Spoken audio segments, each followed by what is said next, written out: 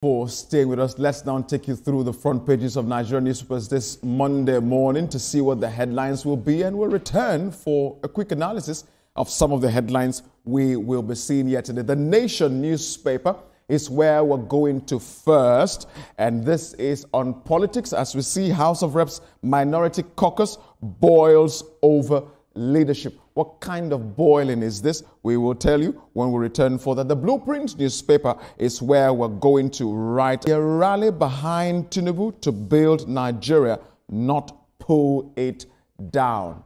Yeah, I couldn't agree more with that. The Daily Times, again on politics, and right here, 2027, Bakare cautions Southwest not to work against Tinubu. Of course. Yeah. The Leadership newspaper is where we're going to, and this time around they are shifting the attention on something else right here. Pressure mounts on Science Minister Nnaji to resign. This is bordering on alleged certificate forgery. We saw some of the things the federal government is doing to, nip this in the future. We'll talk when we come back to analyze. The Punch newspaper is shining the spotlight on security. Terrorism, retired generals back calls for state of emergency. Where, and where? We'll get to know when we come back for a look at that. The Platform Times is where we're going to right about now. Southwest stakeholders reject $2.5 billion JBS industrial farming plan. Warn of food colonialism. They should pass this money to me. I won't reject it. But we'll talk. Abuja Inquirer is where we're going to right about now. Rising rents, housing shortfall squeeze Abuja residents. Okay. Minister Nyesom Wike, one for you right there. This Nigeria talking flood in the country. Flood tension rises as Kainji, Jebba, Shiroro set for discharge. And the Guardian newspaper is where we're going to right about now. Government may earn 1 trillion naira yearly from capital gains as new tax courses stare. January is in the offing. We'll see. And finally, the Sport and Life, where we'll always draw the curtains. And this is shining the light on the 2026 World Cup qualifiers. Aka wants crocodiles.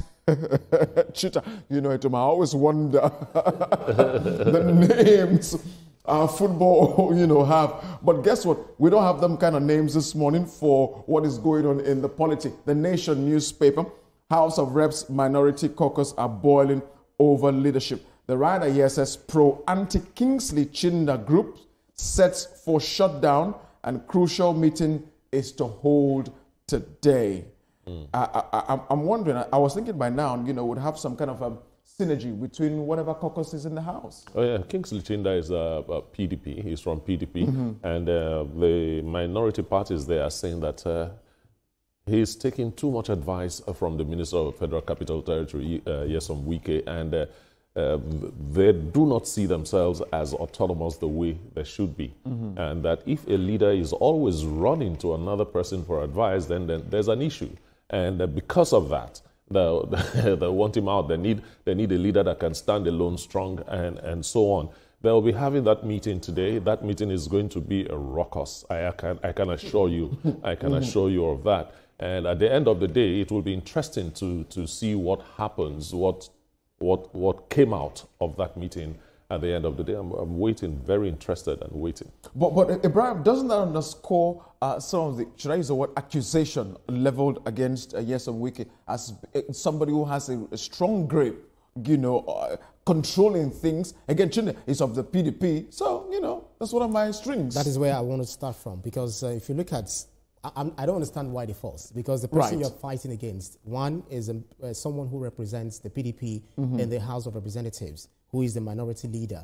And then you also have the person you're accusing him of frolicking with is the FCT minister, is a PDP member, even though PDP also allowed him, they gave him the go-ahead to work with the APC in the capacity he is working now. So why should you be bothered about what he does? But we understand politics in this country. It's all about, yes, he is for us, even though he claims, sorry, he's against us, even though he claims to be for us, because we can see clearly that he is you know, a party kind of a person with the APC. But all the same, the only challenge that I have, the only worry that I have for the PDP is that PDP is being battered left, right, and center, from the national to the sub-nationals, now to the House of Representatives, to the National Assembly generally. So if they should not, or if they are not able to rein in their members, look for ways to address some of these lingering crises, 2027, they are going to explode before then. And Olamide, if I could take you a little bit away from political matters, let's talk this. I know you'd be really interested in this. Again, still on the Nation newspaper. Today is World Teachers or Teachers Day. That's amazing. Yes, and First Lady is saying that teachers are the real heroes. Olamide,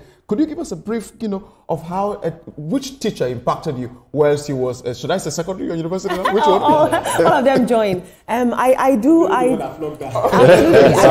that all throughout my life, I've had various teachers, and not just in terms of the traditional institutions. Even on this very set, I've learned so much, and I think that it's important that we all go about our lives as though we're teachers. We must be in a constant state of learning, a constant state of growing. It's good that we're saying this about the teachers and national heroes, but I want to see it reflected in their salaries, in the way that we treat them, in their welfare, in the way that we treat the schools that they're teaching in. I want to see more than just talk. I want to see it reflect in their daily lives. Teachers are truly the cornerstone of society. I can't say it any better myself. I will take that from you, because my mom was a teacher. My father was a lecturer as well. Okay, yeah. My father was a lecturer. 80% of my family are teachers. You see what we're saying. Teacher, my dad retired head teacher. Really? So the country should take better care of them. And they say that a nation cannot rise above the quality of the teachers that they have. So meaning that they have to take care of the teachers. They train doctors, they train lawyers, they train all the professions. They train the politicians. They train the politicians. But they didn't train politicians to be, But the Blueprint newspaper is where we're going to next now, Netoma. Yes. This call for supporting President Bola Tinubu and not to pull him down. I'm thinking if President Tinubu, alongside other politically elected persons right now in this country, have the support they need and they also deliver on their oath, then Nigeria will be better off. You see, this call is coming from the UN Deputy Scribe to Nigeria. These people have...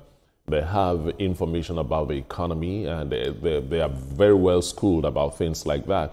And they see what the president is doing. They understand and can interpret it clearly, like ABC, unlike most of us that do not understand some of the things that are happening. And we are criticizing Mr. President. These people see it. They know it. They understand it. I guess that is why he came out and said, look, support this man.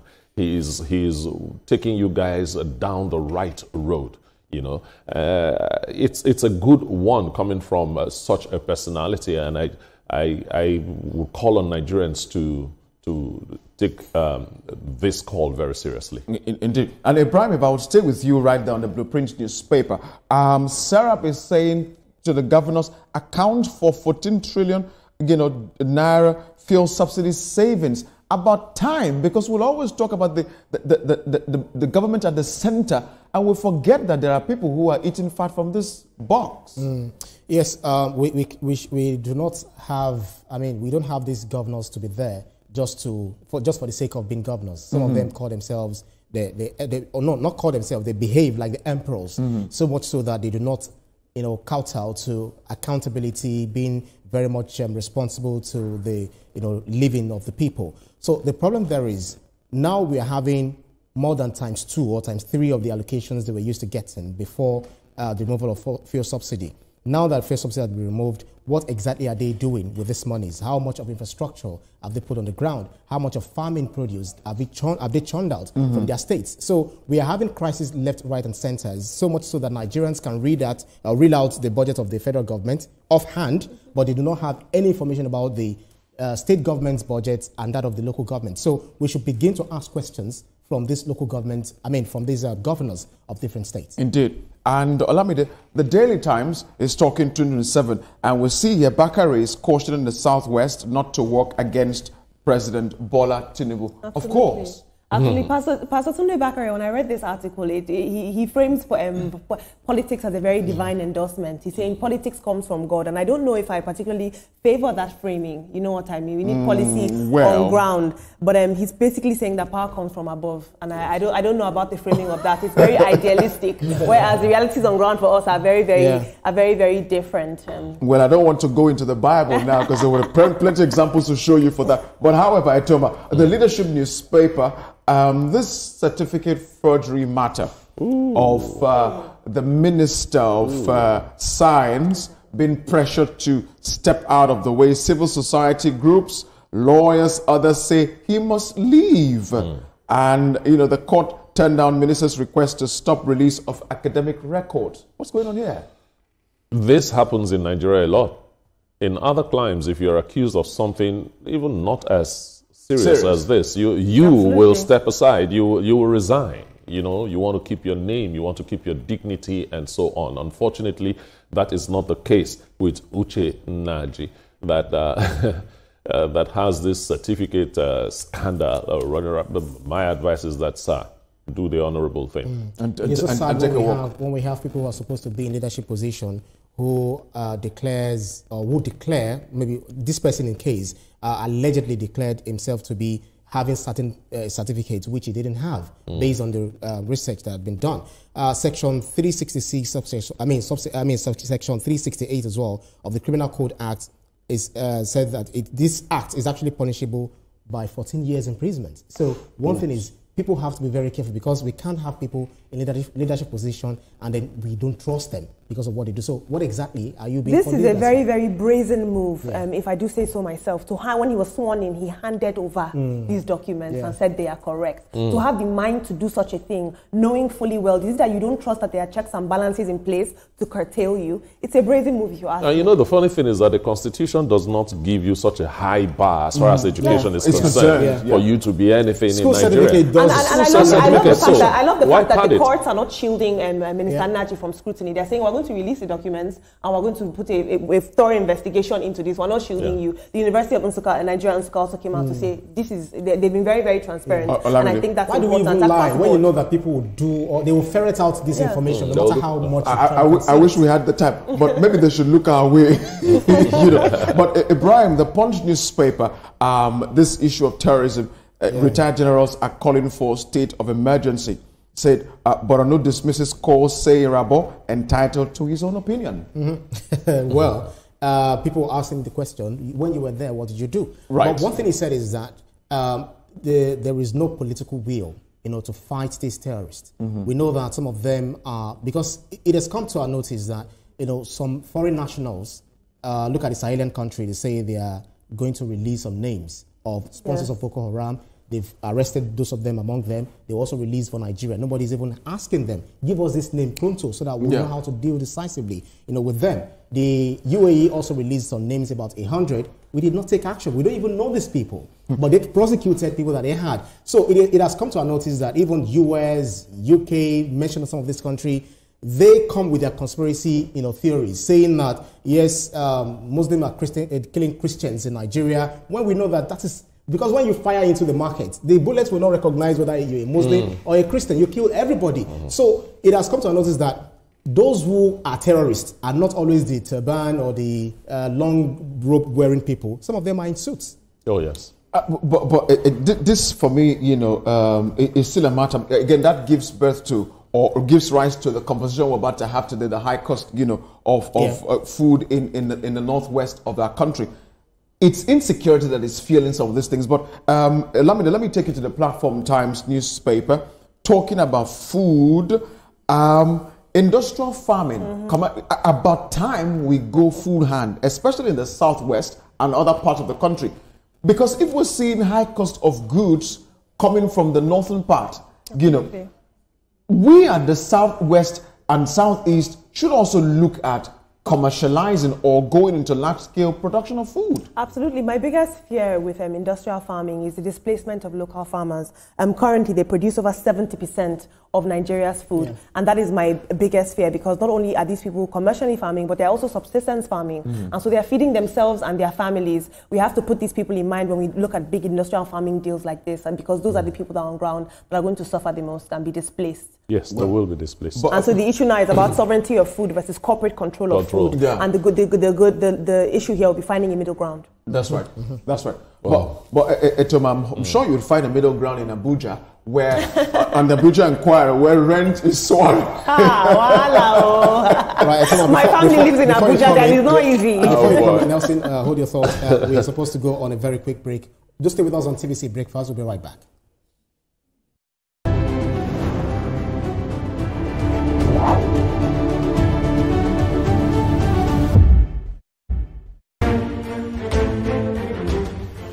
The Renewed Hope Initiative RHI presents the RHI Green Nigeria Challenge.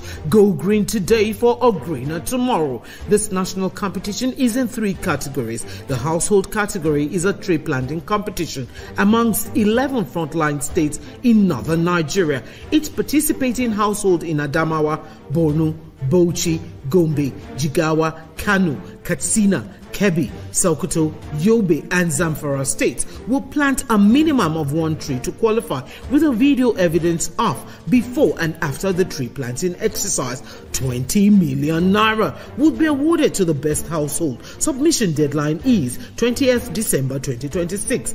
Community category will see local governments, local communities, schools and NGOs reclaim and transform degraded or abandoned areas such as dump sites, landfills, parks and their likes into green, vibrant gardens, parks and eco-friendly spaces. 50 million naira would be awarded to the overall best community group. Deadline for submission is 15th July 2026. State category will have all states of the Federation and the Federal Capital Territory, excluding Enugu State, have a chance to address the growing threats to environmental sustainability and cleanliness. States will be judged based on the number of trees planted on major roads and inner streets and how clean they are. 100 million naira will be awarded to the best performing state. Already, Enugu State has 100 million naira for being RHI's model green state due to its greenery and cleanliness. Video evidence must be submitted by participating states on or before 20th December 2026. All entries must be directed to RHI Office, State House, Abuja, or email rhi.greenchallenge@statehouse.gov.ng. RHI Green Nigeria Challenge. Go green today for a greener tomorrow.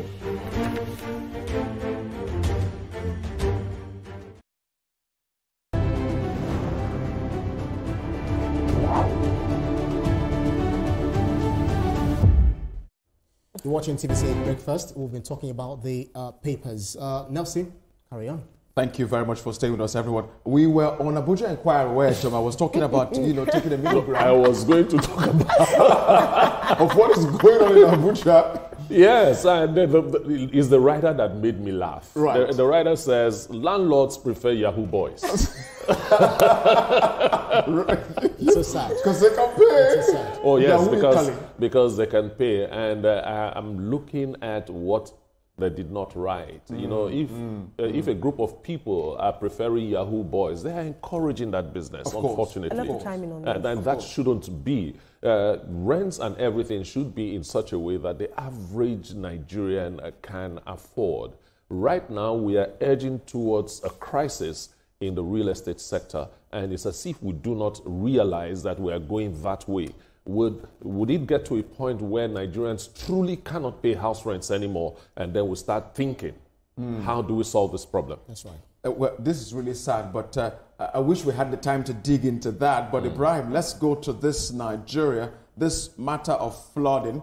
Experts are raising alarm to say that states were ill prepared, but then Lagos and Anambra are assuring residents we're good to go. My worry, Tim, if I would use Olamide's phrase there, is we have this year on year out. It's like, I don't know if I'm trying to find the right vocabulary to explain this. Why do we need to wait for it to happen? You've been wondering, you know, we've been shouting climate change, climate's impact of climate itself, you know, on people. Where, for instance, we know there is Lagdo Dam in Cameroon. Sometime when they release this dam, it flows down south. You know, it takes some months you know, to get down south, and then you see houses being displayed along the floodplains, and people are still building their houses there. So sometimes we tell them evacuate, and again after the evacuation, what has subsided, they will also return to their base. So this is the problem we are facing year in, year out. So why do we always come to talk about this every now and then without meaningful solutions? We have these ecological funds that are being devoted to the state government. What are they doing with these monies? How much of it have they invested in, you know, infrastructure to ensure that we stem the tide of, you know, flooding activities or flooding, you know, impact on all of the states, and especially states that are across, you know, the floodplain? It's really sad, really, Ibrahim, and I'm hoping that the government would find a way to handle this so we don't have the kind of disaster we saw in Borno State, you know, a few months ago. But Olamide, let's go quickly to the Guardian newspaper. I know you were trying to run away from this, but alas, the matter comes to your table. However, I'll take you on something else. Tinubu's botched visit, OT, Kalo Trade Words, ahead of, you know, Abia. But we saw the Minister of Works in Abia State to represent the president. I know, you know, and the excitement, you know, of what Governor Oti has done in that part of the country is beautiful to watch. Absolutely. My favorite thing about Governor Oti is that he's a very hands-on governor. You see a lot of governors who are focused on infrastructure and they go and they commission, but to inspect, to be on ground, he's a very hands-on governor, and I respect that about him. He seems that he's doing a lot of work, and I look forward to see what he'll be doing. But everybody is doing a lot because 2027 is coming up. Everybody's working and it's all hands on deck. Exactly. And to have seen the Minister of Works, Jebba himself, you know, being the one who went to commission that, I mean, absolutely, it was a good one, I thought. Very, very good one. Looking at the main headline here, talk about the government which may earn 1 trillion naira yearly from capital gains as new tax, you know, causes stir. The problem there is, you know, January 2026, the new tax regime will take effect. Exactly. The capital market is gaining much more, but they're now taxing about 30%, which is going to make Nigeria a bit higher than every other country, you know, counterparts. Talk about Egypt that has even cut it to 0%. Talk about Morocco, 10%. Talk about one other country. So all of this together, investors are earning, they are gaining. But if you are taxing me based on what I bought 10 naira in 2018, and if you now get to 2025 and making 14 naira, you're taxing 30%. You'll be killing investment. So for Nigerians, the matter is not really about the taxing. It's about the cost of goods in the market and the earning power. That too have to marry so you can tax.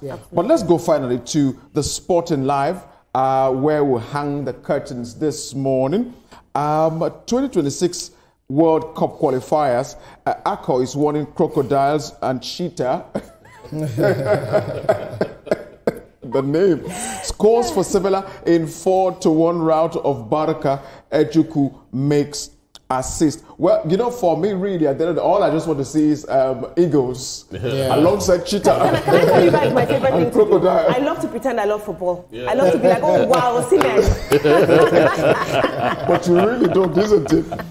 Well, we want to see exactly what happens at the end of the day. I think that's how far we can go with the newspaper review segment this morning. Coming up on TVC Breakfast, markets across the Northwest are seeing a welcome dip in food prices after months of inflation. We'll discuss after the break.